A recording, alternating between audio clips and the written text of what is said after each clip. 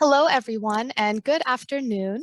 It is my pleasure to welcome you to the Lead Center's webinar, Race, Ethnicity, and Disability, the Financial Impact of Systemic Inequality and Intersectionality. We are so glad to have you with us today. During today's webinar, you will learn about the financial impact of systemic inequality and intersectionality and how practitioners in the workforce development field are operationalizing the lessons learned about race, disability, and poverty. Today's webinar is hosted by the Lead Center, which stands for Leadership for the Employment and Economic Advancement of People with Disabilities. For those of you who may be new to the Lead Center, we are a Workforce Innovation and Opportunity Act, or WIOA, policy development center. The Lead Center is led by Social Policy Research Associates and National Disability Institute, and is funded by the Office of Disability Employment Policy at the U.S. Department of Labor. The mission of the Lead Center is to promote innovation in policy, employment, and economic advancement to support individual and systems level change for all people with disabilities. Next slide, please.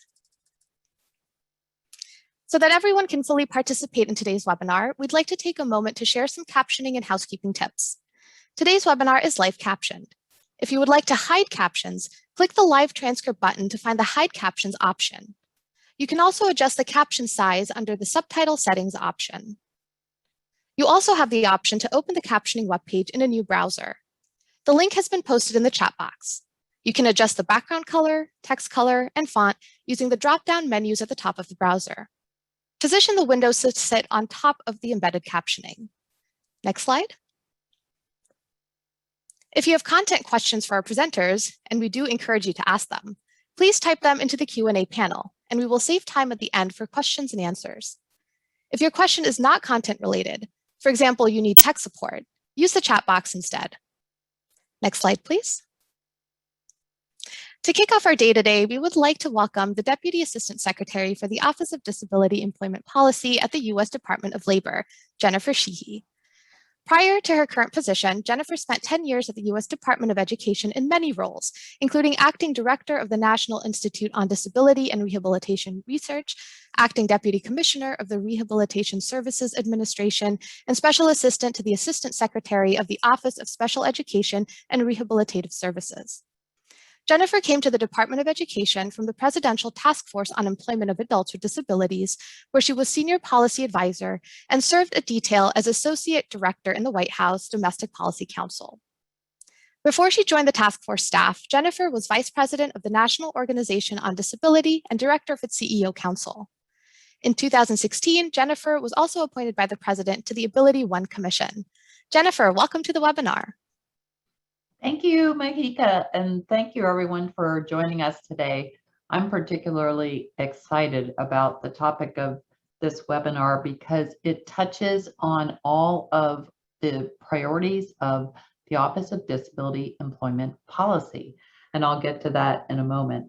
But first, let me describe myself for those of you that need a visual description. I'm a white woman in her 50s, blonde hair, way too long right now, and I use a wheelchair. So the Office of Disability Employment Policy is 20 years old this year. We're excited to celebrate that landmark anniversary, but we have a lot of work to do. So while celebrating, we are also trying to provide resources and continue to do good policy development work to benefit Americans with disabilities. So the priorities that our Assistant Secretary, Taryn Williams, and our Secretary, Marty Walsh, have established are four. The first is inclusive COVID response and recovery. What does that mean? That really means as we build back better, we want to build workplaces and workforces that reflect the complexity and the profile of our nation and are as inclusive as possible from the start. That means accessible technology, workplace flexibilities, accommodations, and general engagement and inclusion. The second is equitable policy, equity in disability policy, and considering disability in the national discussions on equity. And again, that's why this webinar is so important today.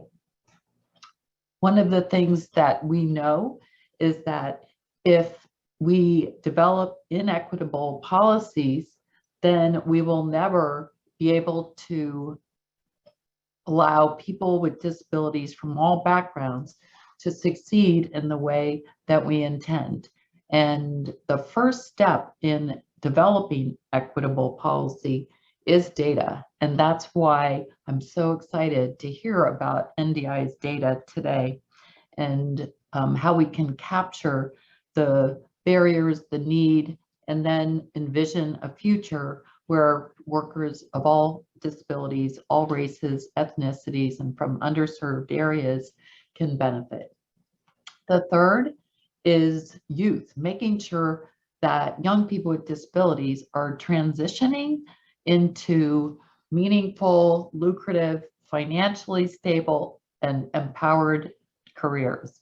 That's going to be very important right now because young people, all young people, are disproportionately affected by this COVID interruption. So, of course, that's one of our priorities. And finally, competitive integrated employment.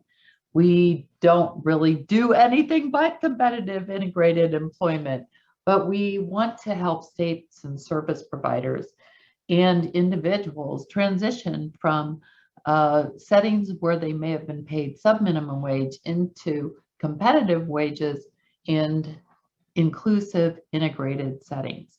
So those are our 4 priorities as we celebrate 20 years. And it's September, at the end of September. So we're also looking forward to National Disability Employment Awareness Month in October. Please visit our website at dol.gov/ODEP for ideas on how communities, schools, businesses, nonprofit organizations, and you can celebrate National Disability Employment Awareness Month. So I want to close by thanking SPRA and NDI and the team at ODEP that is working on these important issues. And I especially want to thank our presenters today. I'm excited to hear from you and learn more. Thanks. And now back to you, Mahika. Thank you, Jennifer. Next slide, please. My name is Mahika Rangnicker, and I am delighted to serve as a moderator for today's webinar. Our presenters today include subject matter experts and seasoned workforce professionals from the field who will share with you how they are operationalizing lessons learned about race, disability, and poverty. Dr. Andrea Urqueta Alfaro is the Director of Research at the National Disability Institute. Andrea has more than 9 years of experience as a behavioral research scientist with a focus on disability and lifespan development. Her research is informed by 6 years of experience providing counseling to families of children with visual impairment and multiple disabilities, and by 10 years of teaching experience at universities in the United States, Canada, and Chile on topics including visual disability and rehabilitation and developmental psychopathology.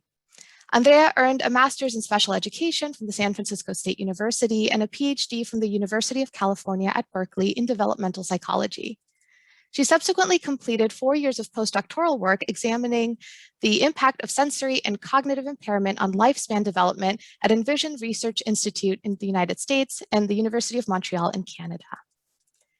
Nathan Turner, a part of the Achieving a Better Life Experience or ABLE National Resource Center Black, Indigenous, or Other People of Color Ambassador program, is an ABLE financial coach and ABLE account owner.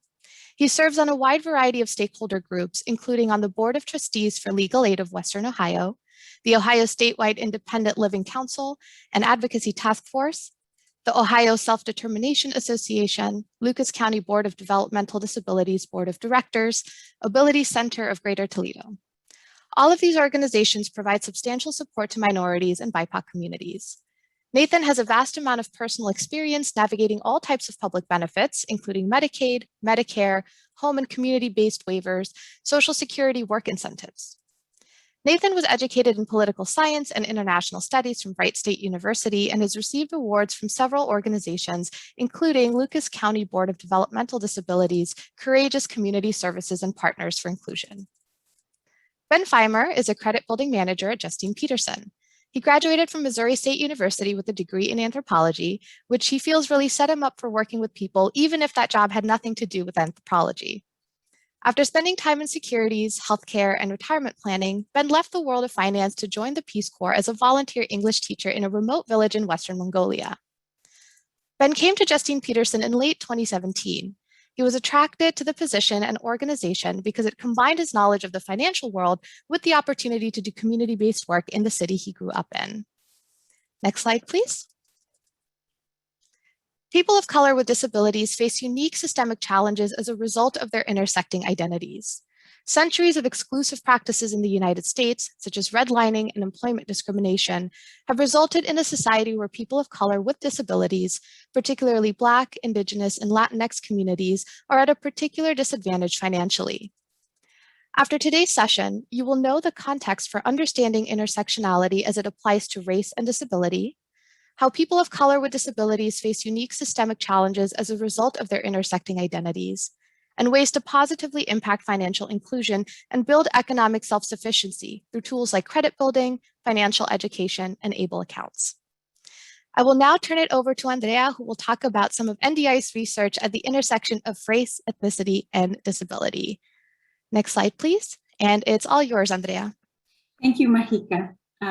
And thank you everyone for this opportunity to talk to you about the research that is being conducted at the National Disability Institute, or NDI for short. In this presentation, I will review key findings from a report that looked at the financial characteristics of persons who have disabilities and are also persons of color. In this slide, you can see there is a link that if you click on it, once you receive the slides, you can get a copy of this report. The report is entitled Race, Ethnicity, and Disability, the Financial Impact of Systemic Inequality and Intersectionality. First, let me say something very briefly about intersectionality, although Mahika already touched on that. So intersectionality refers to the fact that persons who belong to multiple historically marginalized groups, for example, persons who have disabilities and are also persons of color, face several sources of financial barriers and discrimination, which has a compounding effect and which leads to higher levels of inequality. Now, from a research perspective, this means that we cannot understand the inequality that results from intersectionality from looking at data from people that do not live in that intersectionality. So it's not enough to have data on people of different races and ethnicities and separately data on people that have disability. What we need is data from people that actually have disabilities and are also people of color. And that's precisely what this report that I'm going to share with you today did. So next slide, please. Okay, so before I go into a highlight of data points from the report, which was released in 2020, I want to give you a little bit of context. So, and I have to correct myself, not in 2017, as in the slide said, but in 2015, NDI report,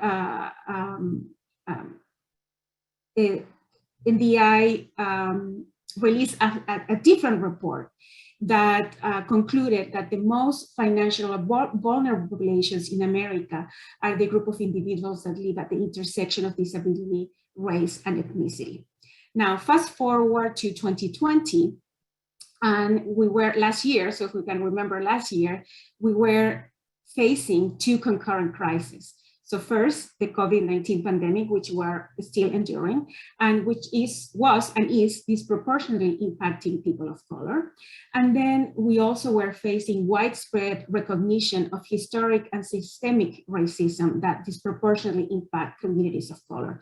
So given these two concurrent crises that we were experiencing, we at NDI felt that it was needed and urgent to update and also expand our research on the intersectionality of disability and race. And I want to acknowledge here, before I go into the data points, that this research was conducted by my colleague and the prior director of research in DI, Dr. Nanette Goodman. Next slide, please. Okay, so let's start by looking at educational attainment. And I'll do that because we know that educational attainment is such an important factor for achieving employment. So let's look at educational attainment by disability status and race and ethnicity. The graph bars that you see in the graph here represent percentage of working age adults that have a bachelor's degree. Now, within age, race, and ethnicity represented in the graph, and we have non-Hispanic white, non-Hispanic Black, Latinx, and Indigenous, you will see that there is a red bar, which represents the population with disability, and a blue bar, which represent people without disabilities. So let's first look at these two bars within each race and ethnicity. And what you can see is that no matter which race we look at, working age adults with disabilities have a lower percentage of them have a lower percentage of having a bachelor's degree compared to people of the same race but without disabilities. So for example, if we look within white, we can see that 41% of people who are white without disabilities have a bachelor's degree. Compare that to only 17% of white people with disabilities.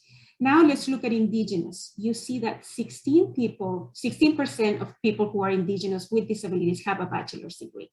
Now, that is low to begin with, right? But in Indigenous people with disabilities, this is even lower. Only 9% of them have a bachelor's degree. So this is showing the impact of having a disability regardless of your race or ethnicity. So now let's look at the intersectionality. And to do that, we're only gonna focus on the red bar. So we're only gonna look at data for people with disabilities.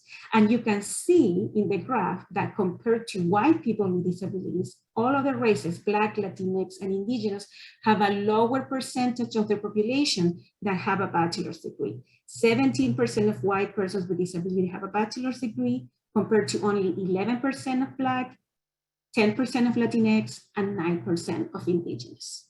Next slide, please.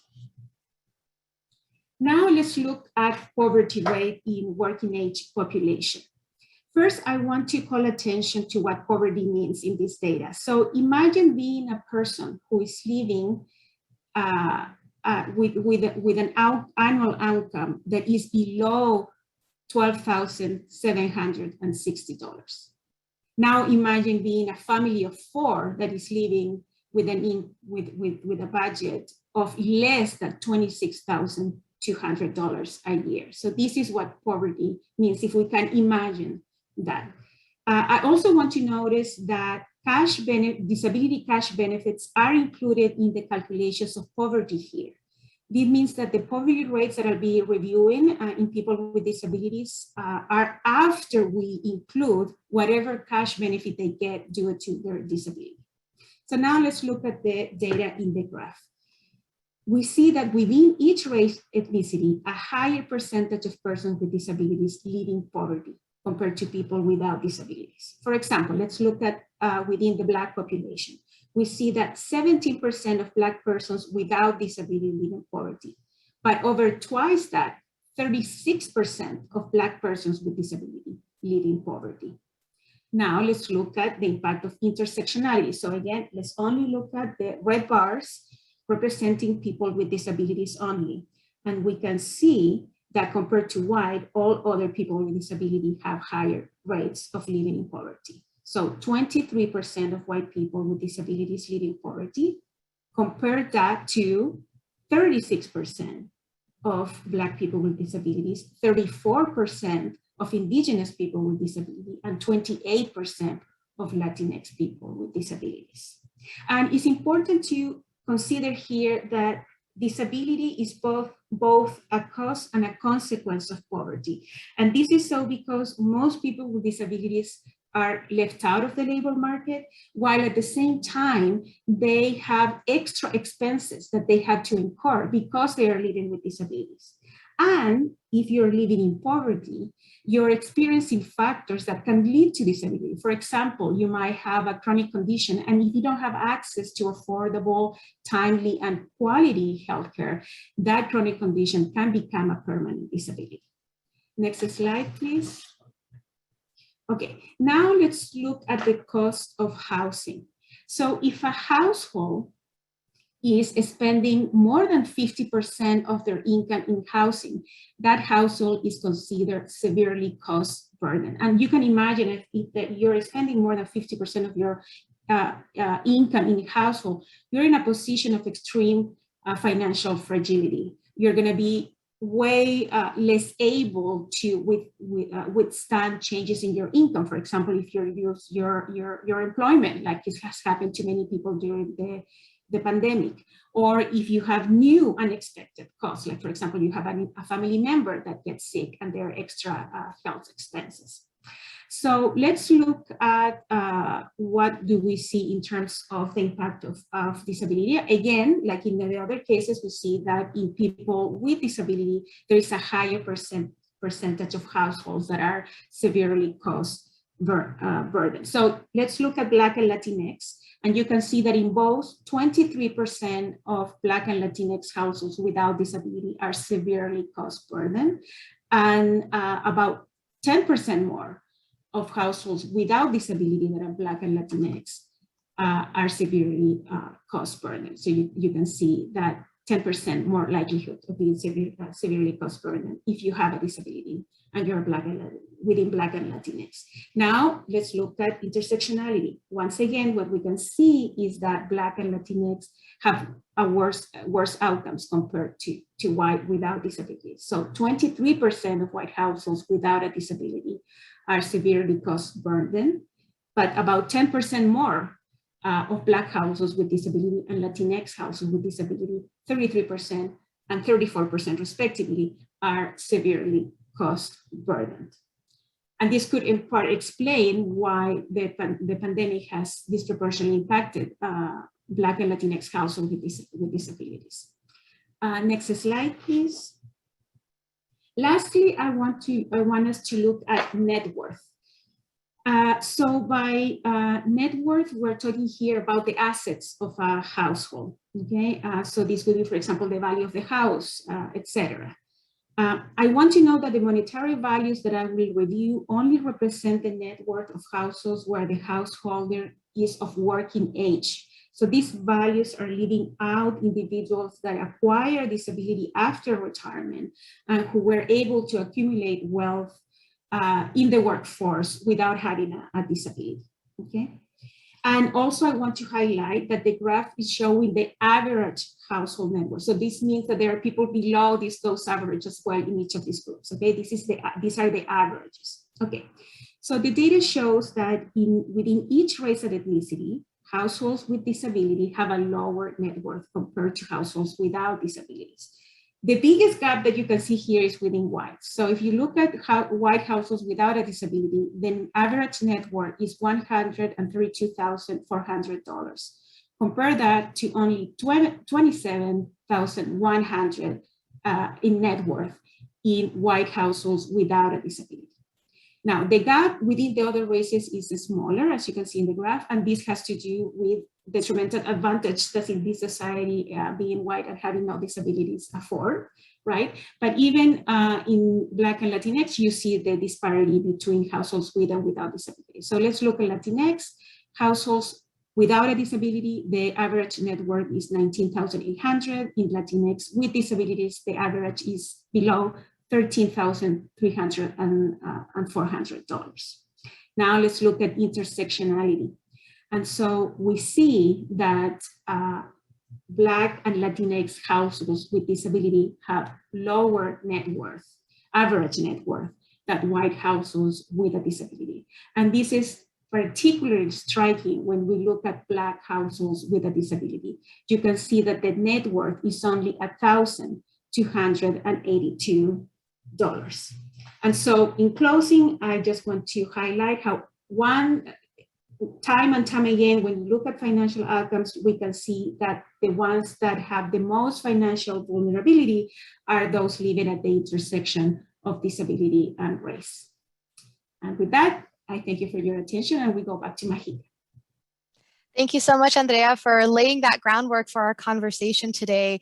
You know, as Jennifer mentioned in her opening, quality data collection and analysis is so critical to developing inclusive policy. So it was great to kind of get this overview. And Andrea, like you said, we are in a unique position in time to reflect on the intersectionality of race, of injustice, poverty, and disability.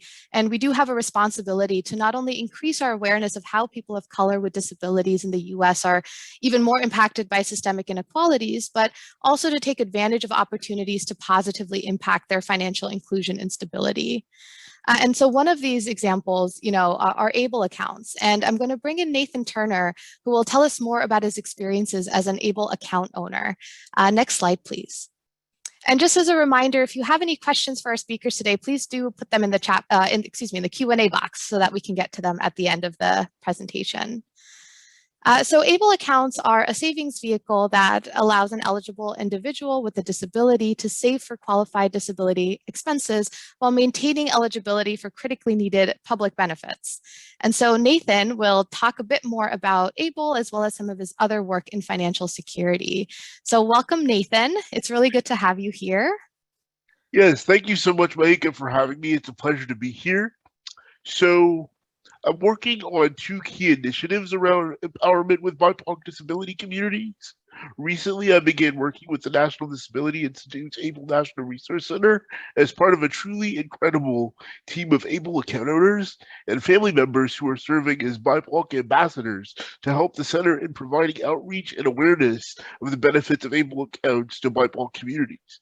And for the past several years, I've also worked locally with the Lucas County Board of Developmental Disabilities on a grant from the Ohio Developmental Disabilities Council. It's called Money Matters, and I co-facilitate a series of hybrid courses on basic financial literacy, work readiness, and competitive employment, and also utilizing ABLE accounts and other strategies to stay eligible for public benefits.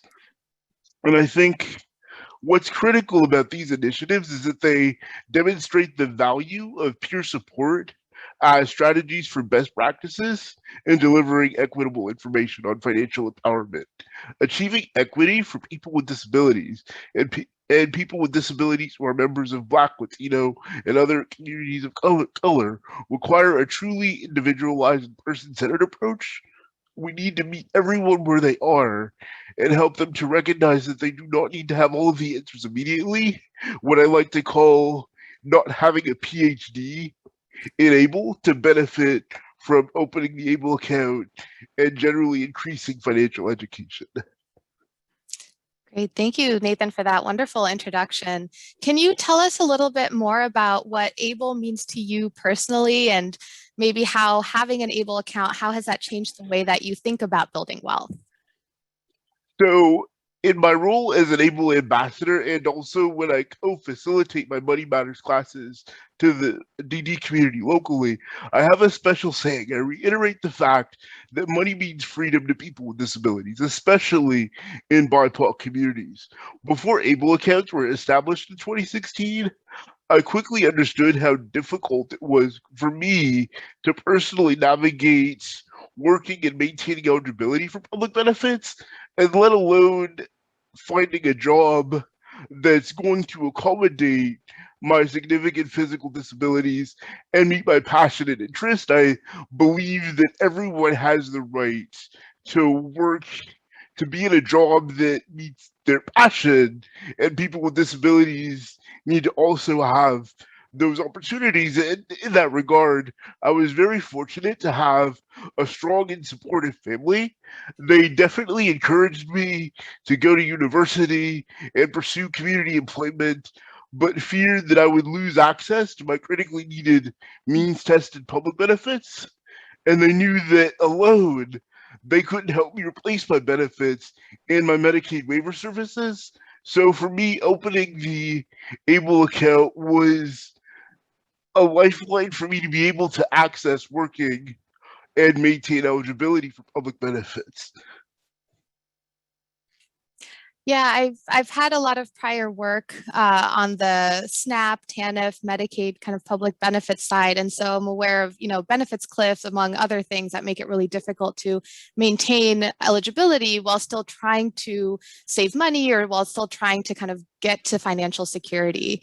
So, and the great thing about ABLE accounts is that they're so flexible. You don't necessarily have to work to benefit from them. You can save for longer term expenses, or even as a child with a family, the family can help open the ABLE account and immediately make contributions to save, after family members pass away, or if they have to move to another state. It's just a great way to plan for unexpected expenses, help someone pursue hobbies or the interest. They're so flexible.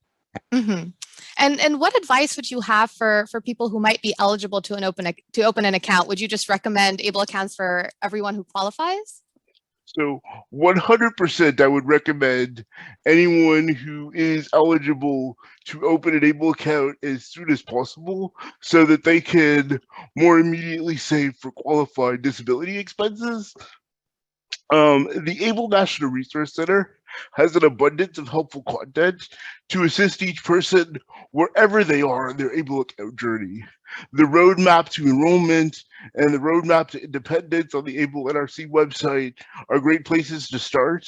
And we also have our recently developed ABLE Decision Guide series, which focus on a variety of different topics. Ones that I use most often focus on finding funds for contributions and how to navigate maintaining that eligibility for public benefits while working at the same time. Those are my favorite resources for adults with disabilities because making small contributions, I think, are an essential piece for people with disabilities to maintain their long-term financial future and just build wealth and have the opportunity to build wealth like everyone else has. And Nathan, as a financial educator, as a financial coach, how would you say ABLE accounts, can you talk a little bit more about how ABLE accounts integrate with other financial literacy and wealth building approaches? So ABLE accounts provide people with disabilities an opportunity to exercise self-determination since the person with a disability owns the account. It's their name on the account, they direct the funds, and ABLE accounts also allow the person with a disability to easily access investment options with an account that they fully control. If the account owner needs assistance, they can have a trusted family member or support person assist them. And for people with disabilities who have a special needs trust or pooled trust, they can direct the trust to contribute to their ABLE account for more flexibility in how to access and use the funds, especially on food and housing expenses. You can have more than one of these protected savings vehicles. In fact, the Special Needs Alliance, a national organization of attorneys who focus their practices on disability law and are experts on special needs trust and pooled trust, work with the ABLE National Resource Center to develop resources such as the ABLE account, special needs trust, and pooled trust comparison chart available at the ABLE NRC website to help people have accurate, objective information on the various protected savings vehicles and how they're different and how they can work together. And if people are curious about these resources, we certainly will have links to them in the slides. So once they're available, you will be able to check them all out. And Nathan, as we kind of look to financial stability for people with disabilities, where would you situate ABLE accounts in a larger set of issues we need to consider? So ABLE as kind of one piece of kind of this larger puzzle. What would you say that other puzzle pieces look like? So ABLE accounts are definitely a foundational strategy to build wealth, plan for the future or unexpected expenses, and generally make it easier to live, learn, and access our communities as people with disabilities. ABLE accounts ultimately allow owners such as myself to live more self-determined lives. And I think as a proud member of the ADA generation, I've greatly appreciated the impact of all these protections for my entire life. And the ABLE Act builds on the promise of ADA, providing a powerful tool that can help millions of people with disabilities live life to their fullest potential. And having that ABLE account too, it really just allows for individuals, once they're freed from having to worry about the constraints of resource limits for means-tested programs, to think about ways that everyone else would generally build wealth in terms of making big ticket expenses in ways that just weren't previously possible. Purchasing a vehicle or a home, for instance, to feel truly integrated in with their communities. I think that's one of the biggest promises of the ABLE Act and ABLE accounts, is that ability for people with disabilities to truly integrate in with their peers. And Nathan, is there a particular financial goal that that you've kind of set, and how your ABLE account is helping you to kind of achieve that goal? Absolutely. So I am definitely a saver for bigger expenses when it comes to how I use my ABLE account. And so initially, because even though I live in an urban area, we have significant limitations on the transportation that the community is able to provide. So my initial goal was to buy an accessible vehicle, and I was able to accomplish that in 2019 with the help of my family. And since then, I have been saving for a down payment on a home so that I can give back to the great community in Lucas County that's given so much to me. We have a very strong community here, and we're supportive of people with disabilities. And I just want to be a part of that, like everyone else. Great. Thank you so much, Nathan, for sharing your personal experience and your expertise around ABLE accounts and kind of gaining financial security. If folks have questions for Nathan, please do put them in the Q&A. We will be having time for that at the end of the webinar. Next slide, please. So we've heard from Andrea about how to understand intersectionality as it applies to race and disability, and how people of color with disabilities face unique systemic challenges as a result of those intersecting identities. And then just now, Nathan shared several ways to positively impact financial inclusion and build economic self-sufficiency. And we're going to continue that conversation with Ben Feimer from Justine PETERSEN. So Ben, the floor is all yours. Thanks, Mahika. Hello, everybody. My name is Ben Feimer. I'm the credit building manager here at Justine PETERSEN. And I first off want to say I'm very, very excited to be here and be part of this panel, as well as I want to thank Andrea and Nathan for really digging into these topics about the systemic inequalities that are out here in the United States for people with disabilities and people of color, as well as the different kinds of resources that are available to them to help them get access to the things that they need. And one half of the other half, I think, of what Nathan was touching on with the ABLE accounts is setting up your own savings, making sure that you are able to purchase something like a vehicle or a home to be integrated into your community. The other half of that coin, I think, in my personal opinion, is credit. And credit is what I do. That's in my title. I'm the credit building manager here at Justine PETERSEN. And Justine PETERSEN is a CDFI, a community development financial institution based in St. Louis, Missouri, that does quite a bit of small business lending as well as credit building activities, both in Missouri and around the country in general. And I wanted to touch on making sure that people of color with disabilities have access to the institutional resources that they need. And half of that equation, like Nathan said, money means freedom. And half of that equation, getting access to the institutional resources they need, is credit. And unfortunately, because of the way that the system is built here in the United States, primarily the credit system, as well as the access to different kinds of loans and lending, it's built to keep people down. And can we go to the next slide, please? So the system is designed to keep people trapped. And on this slide, you can see a map from the Center of Responsible Lending. They published this actually in March of 2021. And this is a map of the United States for the average interest rate for a $300 loan. And it's a 2-week, 14-day, $300 loan. And Justine PETERSEN is located in St. Louis, Missouri. The average interest rate for a $300 loan in Missouri is 527%. There's over half of the states in the US don't have any kind of caps on the interest rates that payday loans are able to offer.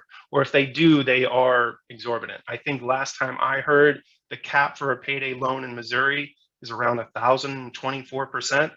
And that's just, in my personal opinion, obscene. Now, I don't quote me on that number, but it's quite high. And so the average is 527%.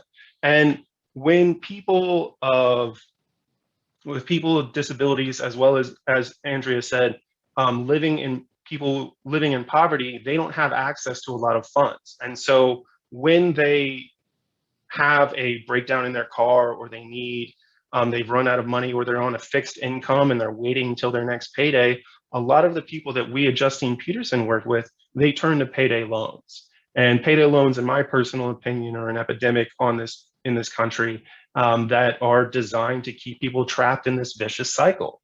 And so take a second to find your state. If you're lucky enough to live in one of the states that's in blue, there are specific caps on what a payday loan can offer.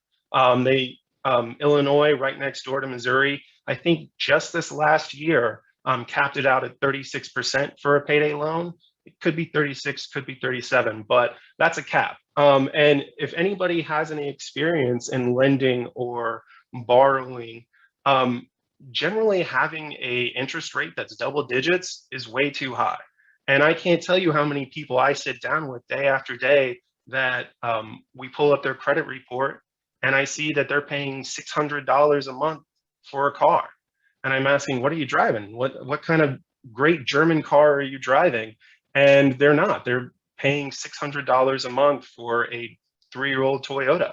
And that's just not sustainable, because that kind of payment, as Andrea said, we are working with people that have 40, 50% of their monthly income going towards their living situation, their housing, and they're paying another $600 or so to be able to have access to a vehicle in order to get to work. That's not sustainable. And so people lean into, a lot of my clients lean into these payday loans. So this is just an average of a 2-week payday loan for $300. I want to give you guys another example of a gentleman that I worked with earlier last month.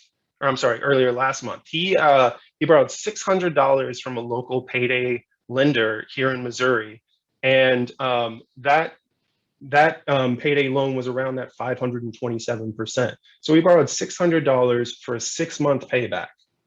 And doing the math on that, he and I sat down and we did the math, and he's paying a total of $1,180 in interest on a $600 loan for 6 months, which means he's paying $1,700 for a $600 loan.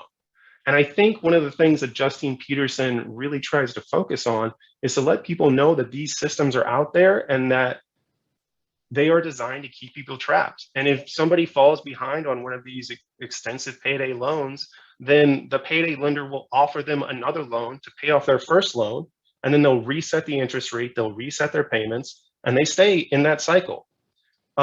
Justine PETERSEN tries to combat that through several different things. Can we go to the next slide, please? So we have several core products here at JP. We focus on credit building and financial education, which is what I do. That's what I'm doing right now, working with you. We also focus on home ownership preparation and retention, and small business micro enterprise lending and training. And we do a lot of that through one-on-one work with our clients. They come in, we sit down, we pull their budget, we go over it with them. We see where people with disabilities, people of color, time and time again might be caught in one of these traps, or might be on a fixed income and they can't afford to pay their bills. So Justine PETERSEN, being a CDFI, focuses a lot on one-on-one lending. We offer consumer loans to people that might not necessarily qualify for them with traditional institutions. And one of the reasons that we do that is because we have a very specific philosophy about people's financial situation. Can we go to the next slide? We think that our philosophy is that credit is an asset.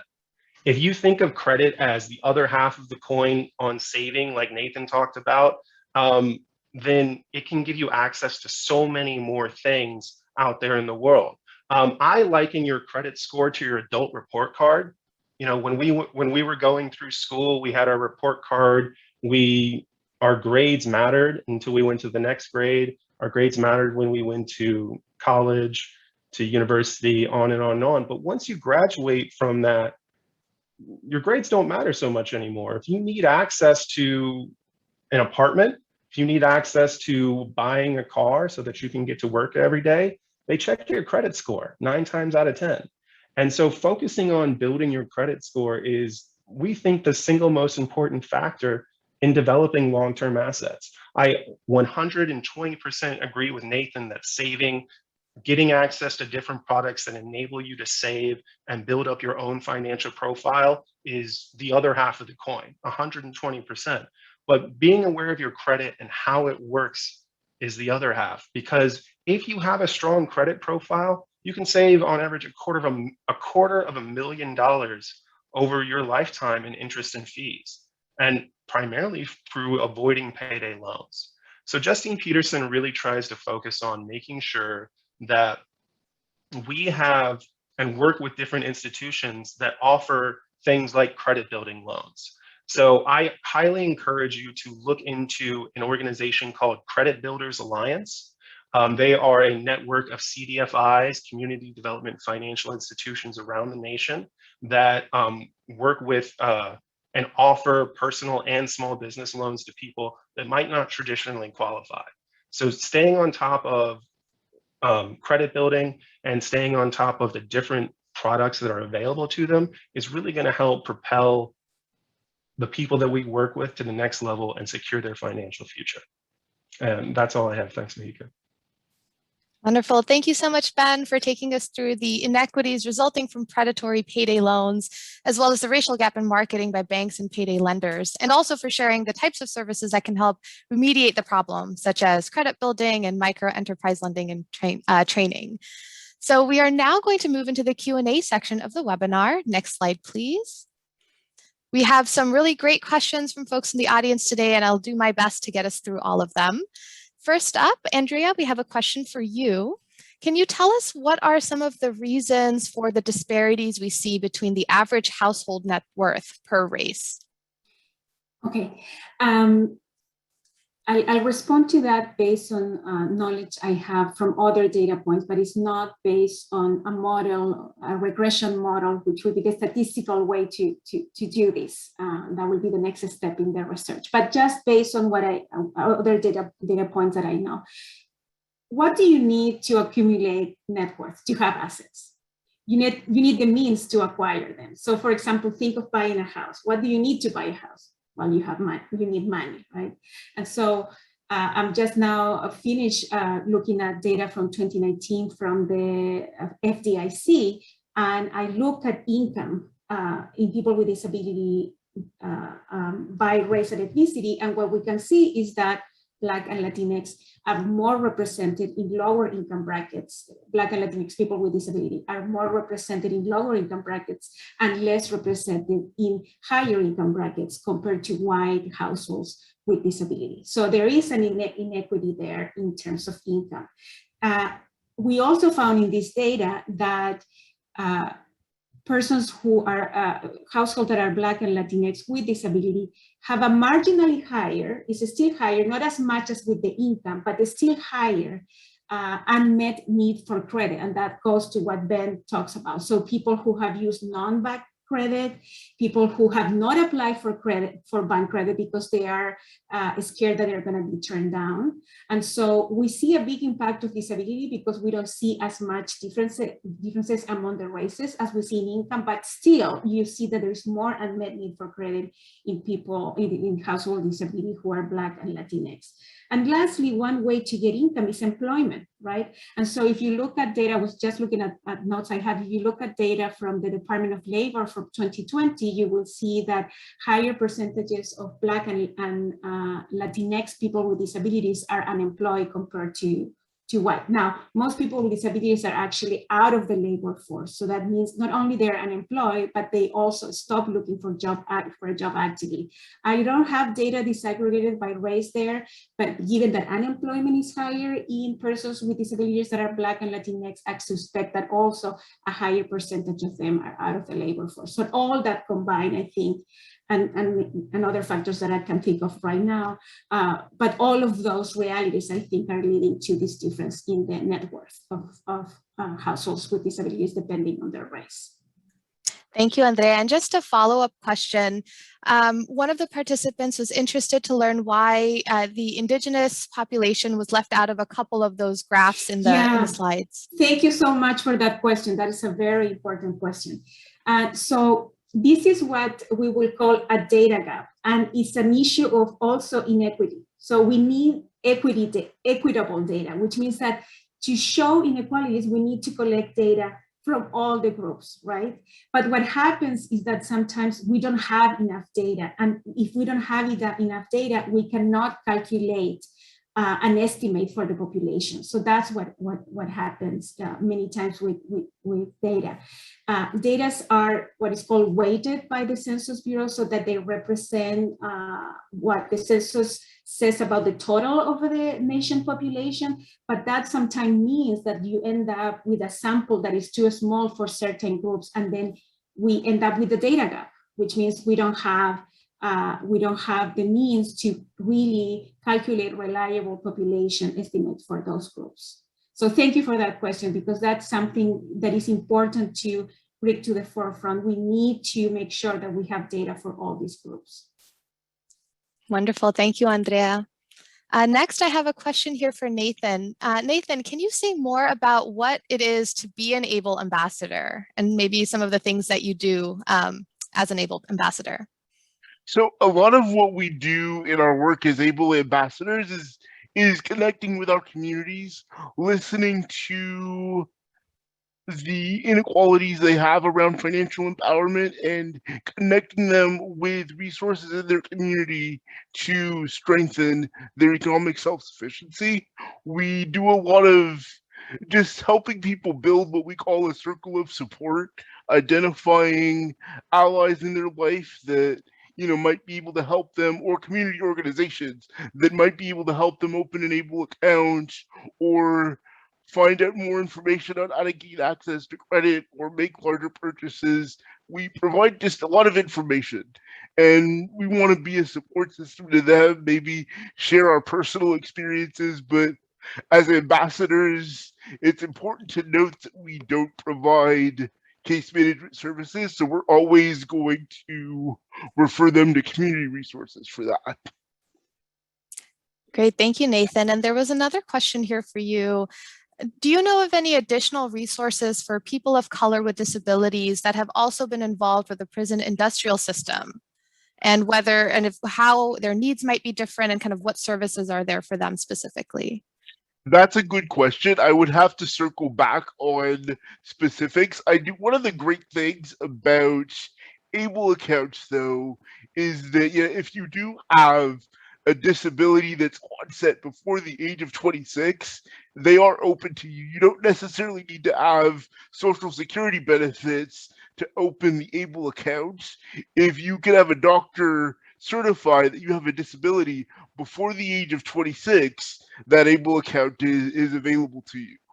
And as far as someone had a question about advocacy, one of the things that the ABLE National Resource Center is supporting is lifting the age requirement to open that ABLE account to 46 years old. Wonderful. Thank you, Nathan. You're welcome. And Ben, I have a question here for you. So small business owners and entrepreneurs with disabilities lack access to credit and loans that are at a reasonable rate due to no or poor credit history. How could CDFIs do more nationwide to respond to the needs of people with disabilities? Oh, that's a great question. And I don't want to speak for an entire industry, but I will say that Justine PETERSEN as a CDFI, and there was another question about what CDFI stands for. That stands for a Community Development Financial Institution. So we're a lending institution that looks past the traditional means of how somebody might qualify for a loan. And that's kind of how I would answer that question, Mahika, is that CDFIs in general try to look past the traditional underwriting standards for a loan from like a bank. We try to look, and especially here at JP, we look into people's, not just their credit scores, but what does their income look like? Are they a member of the community? And some organizations start people out with starter loans. And if they can pay back a $300 credit building loan, then they absolutely will, we will absolutely work with you to get a $5,000 small business loan or a 10 or a 15. It's about relationship building, I think, with your borrowers as a CDFI, and looking past, oh, well, you don't have a 700 credit score, so you can't work with us. So having an open mind about underwriting standards really opens things up for a lot of our borrowers. Thank you, Ben, for that very robust answer. The last question, and we're coming up here at the end to the end of the webinar, but there's a really good last question here that I want to ask to all of our panelists. And this question is, are there recommendations about how to have the conversation in your community about the employment discrimination faced by folks with disabilities, particularly BIPOC and other minority folks with disabilities? So a question around how to have these conversations in folks' respective communities. This is for anyone and everyone. Okay, I give it. This is Andrea. Something that I off the top of my head that I can think of as we did some work looking at entrepreneurship in persons with disabilities. So persons with disabilities that have started their own businesses, and we talked to an organization that has incubators and supports people with disabilities starting their entrepreneurship. And there's something that they say in their website that I think apply to the employment in any type, whether it's entrepreneurship or being an employee in a company, about person with disability, and is that they have a you have a problem solving kind of mindset, right? Because they are living in a world that is not designed for them, right? So every day they have to problem solve. And Nathan, you can agree or disagree with my perspective. I'm not a person with disability myself, but I'm speaking from what this organization talk about, and that made sense to me. I mean, having to resolve so many situations that are not planned for you, and you have to work around it and solve it, I think is a great skill that anybody would want in an employee. So I think highlighting the strength that hiring people with disabilities will bring to your organization is a way to bring about this conversation. Thank you, Andrea. Next slide. Oh, sorry, Nathan, go ahead.